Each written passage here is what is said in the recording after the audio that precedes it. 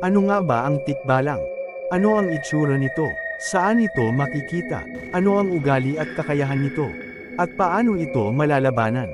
Pero bago ang lahat, pwede mo bang i-like, share, at subscribe ang aking channel para sa mas marami pang kwento? Ang tikbalang ay isang uri ng engkanto sa mitolohiyang Pilipino. Ito ay may itsura ng kabayo ang pang-itaas at tao naman ang pang-itaas na bahagi ng katawan nito. Ito ay mabalahibo o mabuhok na katawan. Ito ay may matipuno at malakas na katawan. Sinasabi nila na ito ay mahilig at magaling sa pagkanta. Sinasabi nila na ito ay mayroong gintong buhok sa kanyang ulo na kapag nakuha mo ito, ay mawitusan o susundin ka nito ang lahat ng iyong iuutos.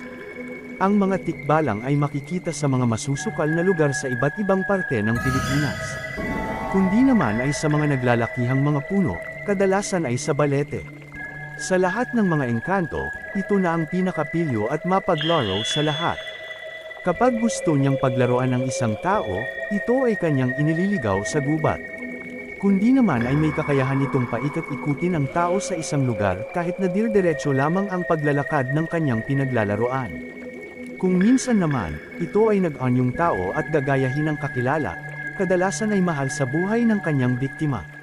Pagkatapos ay magpapakita ito sa biktima at sasamahan ito sa paglalakbay. Magsisimulang maligaw ang biktima pero hindi nito maiisip o mahahalata na ang kanyang kasama ay isang tikbalang. At kadalasan sa mga napapaglaruan ay hindi na nakakabalik pa. Ayon naman sa ibang kwento, tuwing bilog ang buwan, sila ay lumalabas para makipaglaro. Nag-anyong tao at nakikisalamuha ito sa ibang tao. Mapagpaniwala din ang mga Pilipinong matatanda sa mga anteng-anteng. Kapag ikaw ay nagsuot nito na galing sa tikbalang, ikaw suswertihin, kagaya sa sabang o iba pang sugal. Ikaw din ay hindi tatablan ng bala ng baril kapag suot ito. May kakaibang lakas ng katawan kumpara sa normal na taong walang anteng-anteng. Bukod sa mga nabanggit na katangian, ito ay masyadong mapusok sa mga kababaihan lalo na sa natitipuhan nito. Ayon sa mga kwento, ay sa tuwing sasapit ang gabi, sa oras na natutulog na ang babaeng kanyang natitipuhan, ay may kakayahan itong galawin o gawan ng hindi kanais-nais ang biktima. Parang papasok ito sa panaginip ng babae at makikipagtalik dito sa ayaw at sa gusto man ng babae. Ito ay mawawala ng kakayanan upang gumising at parang mapaparalisa kahit na magising ang diwa nito. Pag natapos na ang tikbalang, ang babae ay madyay gising at aakalahin na panaginip lang ito ngunit makakakita ng mga kakaibang marka sa kanyang katawan at sakit ng kanyang maselang bahagi ng katawan na parang totoo ang nangyari. May isang babae ang naitampok sa isang palabas na siya ay ginalaw at nabuntis ng isang tikbalang. Ganun pa man, ito ay hindi pa napapatunayan. Sinasabi rin nila na kapag ang panahon ay maaraw at sinabayan ng pag-ulan, ay mayroon daw ikinakasal na tikbalang. Ayaw na ayaw ng mga tikbalang na nagagambala o nilalapitan ang kanilang tahanan kagaya ng isang malaking puno. At para hindi kanila parusahan o paglaruan, ikaw ay dapat na magpasintabi o magsabi ng "Tabi po" sa mga malalaking puno na posibleng kanilang tahanan.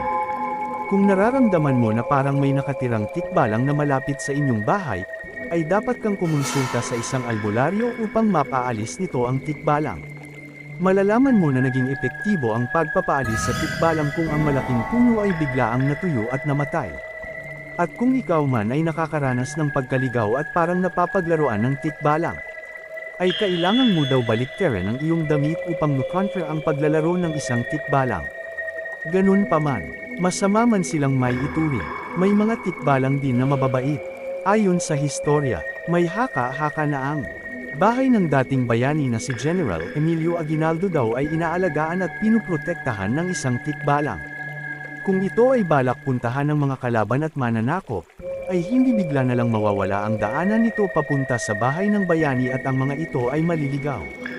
Masama man o mabuti, marapat lamang na ay respeto natin sila at pahalagahan dahil sila ay parte ng ating paniniwala. At kung totoo man sila ay nakakatulong bilang tagapangalaga ng mga malalaking punong kahoy. Maraming salamat sa panunood.